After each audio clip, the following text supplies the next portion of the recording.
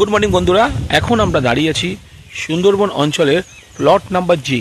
আর এর পাশেই কিন্তু সুন্দরবন শুরু হচ্ছে, যেখান থেকে সুন্দরবনের ধামচি ফরেস্ট নামে। তো যে জায়গাটায় আছি আমরা, সেই জায়গাটা আসতে আমাদের বাড়ি থেকে প্রায় 6 ঘন্টার বেশি সময় লেগে গেছে। মানে বাড়ি থেকে বাসে করে শিয়ালদা স্টেশন, শিয়ালদা থেকে ট্রেনে করে কাকদ্বীপ নেমে আবার ওখান থেকে একটা টোটো করে আমাদেরকে যেতে হয়েছে কাকদ্বীপ বাস স্ট্যান্ড, যেখান থেকে পাথর প্রতিমার বাস ছাড়ে।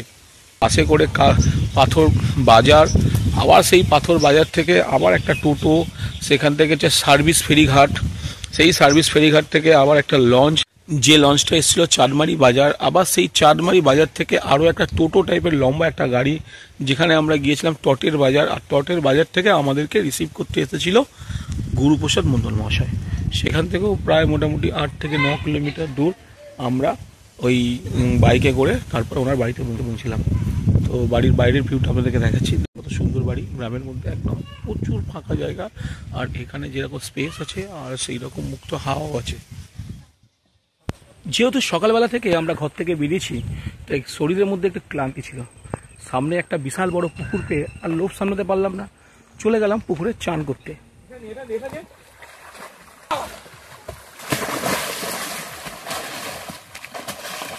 গামছা খুলে গেছে।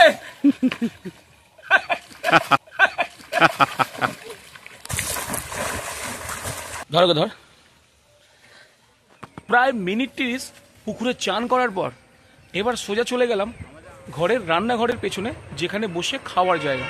সেখানে গিয়ে দেখি রকমারি খাবার, মাছ ভাজা থেকে শুরু করে ডাল, পোস্ত, শুক্তো, চিংড়ি মাছ থেকে সব কিছু পদের খাবার আছে। এত সুন্দরভাবে যে আপ্যায়ন পাবো সেটা আগে বুঝতে পারিনি। যাই হোক, খেতে বসলাম। খাওয়া দাওয়া শেষ করে ফেলেছি। ইতিমধ্যে দেখি গুরুপদ মহাশয় তাহার বাহনটা নিয়ে আমাদের সামনে হাজির। কোথায় নিয়ে যাবেন আপনি? গোবর্ধনপুর ব্রিজে নিয়ে যাব। গোবর্ধনপুর ব্রিজে কতক্ষণ লাগবে এখান থেকে? এখান থেকে ওই ধরুন 15 মিনিট। চলুন তাহলে, লেটস গো।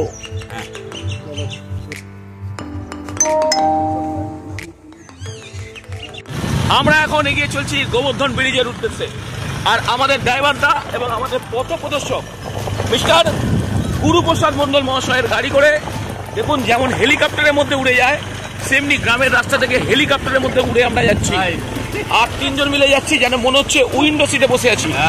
সামনে আর পেছনে দেখুন কত সুন্দর একটা রাস্তা, মানে ইটের রাস্তা। অনেকদিন পর দেখলাম আর আপনাদেরকে দেখাচ্ছি। গুরুপ্রসাদ মণ্ডল মহাশয় আমাদের যে আমন্ত্রণ করেছে তাতে আমরা অভূত, আপনারা উপভোগ করুন। আর আমাদের সঙ্গে এগিয়ে চলুন গোবর্ধনপুরের সি ব্রিজ।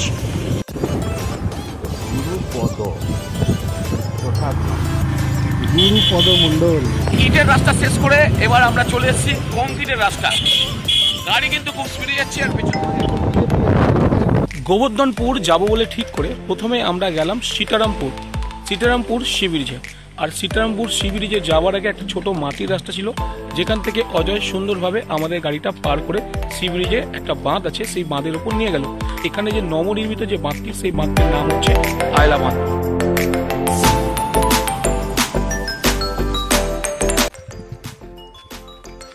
সামনে রয়েছে বিশাল ঝাউবন, আর তার সঙ্গে আছে সিলভার স্যান্ড। তো মোটামুটি এখানে আসলে কিন্তু আপনার প্রাণ একদম উন্মুক্ত হয়ে যাবে। যাই হোক, এখানকার সি ব্রিজটা এবার দেখা যাবে।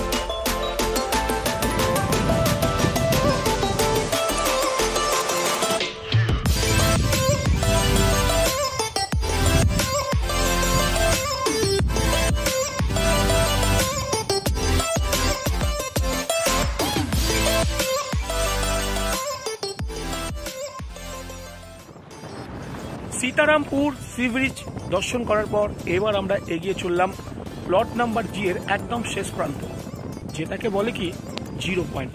দেখুন সেখানকার সি ব্রিজটা কেমন।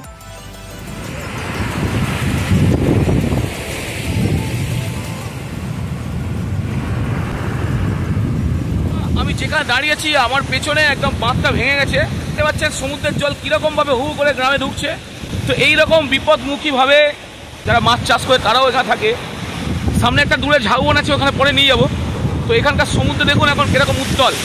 সবাই মোটামুটি বলে পুরীর সমুদ্রের ঢেউ আছে, কিন্তু আমাদের এই সুন্দরবন এরিয়ায় এই জায়গাটা জি ব্লকের 0 পয়েন্ট। এটা পেছনে দেখছেন যেন মনে হচ্ছে আমি জাহাজে আছি।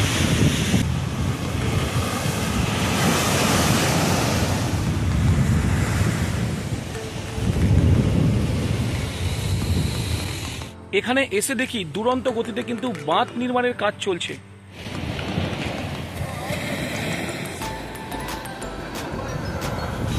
আমরা এখানে একটু এসেছি, এখানে যে বাঁধের যে প্রকল্প হচ্ছে সেই বাঁধের প্রকল্পটাকে দেখার জন্যে। তো আমাদের গুরুপ্রসাদ দা এখানে আছেন, এই বাঁধের প্রকল্প দেখানোর জন্য উনি আমাদেরকে নিয়ে এসেছেন। আমরাও দেখছিলাম কি সুন্দরভাবে বাঁধটা তৈরি করছে, কত লেয়ারে ইট দিচ্ছে। জিরো পয়েন্টে সমুদ্র সৈকত দেখার পর এবার আমরা এগিয়ে চললাম সমুদ্রের পাড় ধরে গোবর্ধনপুরের সি ব্রিজ দেখার জন্য। আর গোবর্ধনপুরের সি ব্রিজে কিন্তু ঝাউবনে ঘেরা আর সুন্দর একটা সৈকত। ঝাউবনের পাদদেশে এসে পড়ছে সমুদ্রের জলের ঢেউ।